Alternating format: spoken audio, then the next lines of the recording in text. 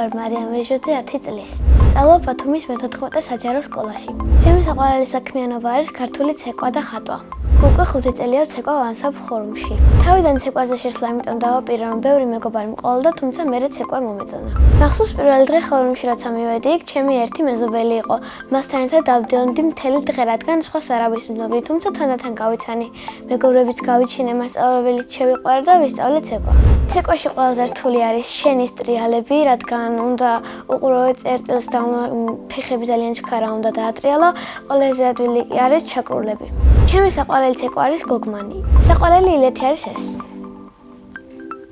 2 კონცერტი მქონდა თურქეთში, 8 კონცერტი საქართველოში. ყველაზე კარგად ამახსოვდა კონცერტი, რომელიც მქონდა თურქეთში, რადგან იქ ჩემი მეგობრები ჯერ გავართეთ, შემდეგ ბევრი ვიხალისეთ და შემდეგ უკვე ვიცეკვეთ ძალიან ლამაზად. მე რომ ახლა კარგი მოცეკვავი ვიყო, ჩემს სოლო კონცერტს ვისურვებდი ბრაზილიაში, რადგან ჩემი საყვარელი ფეხბურთელი სწორედ მან ცხოვრობს და მინდა რომ გავუზიარო მას ჩემი ნიჭი და ჩემი სამშობლოს კულტურა.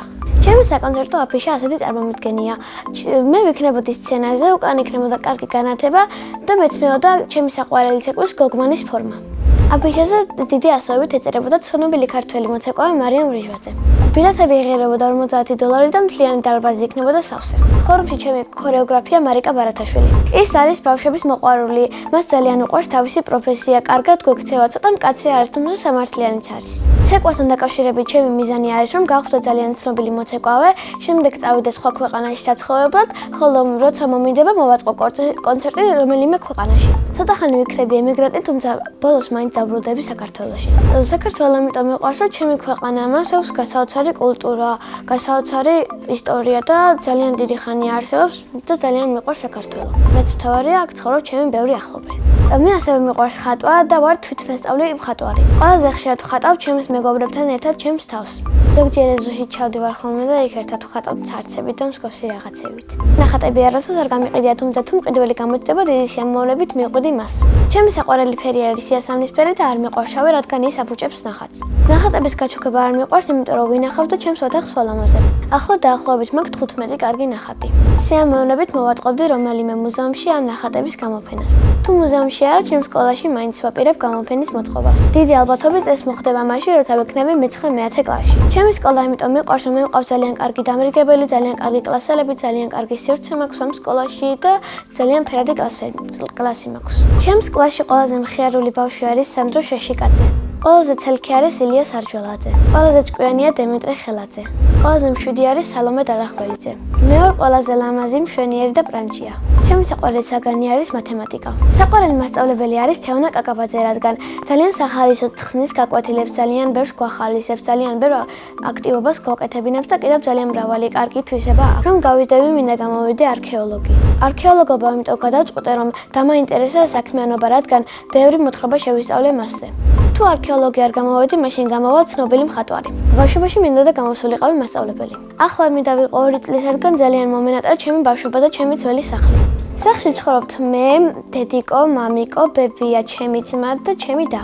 კიდევ მინდა ვყავდეს ერთი და რადგან ახლა ერთი მყავს და არ მყოფნის. ის არის ცელქი, ნერვების მოფშლელი და ძალიან ჭკვიანი. ნერვებს მიშლის მაშინ, როცა არასწორ პასუხს მეუნება და მე სწორს ვეუბნები. ჩემი და არის 3 წლის და ქვია ელისაბედი. ელისაბედი არის ჭკვიანი, პრანჭია და მჭამელი. ჩემი ეზრით გაბრიელი რო გაიზრდება, გამოვა პოლიციელი და ელისაბედი გამოვა დიზაინერი.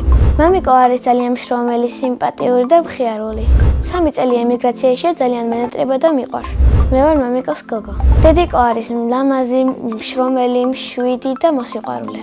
მე ვარ საშუალო დონის დიასახლისი. ასე იმიტომ ვფიქრობ, რომ როცა კარგი ხასიათი რომ მხოლოდ მაშინ ვალაგებ სახლს და საჭმელს მაშინ ვაკეთებ, როცა მშია.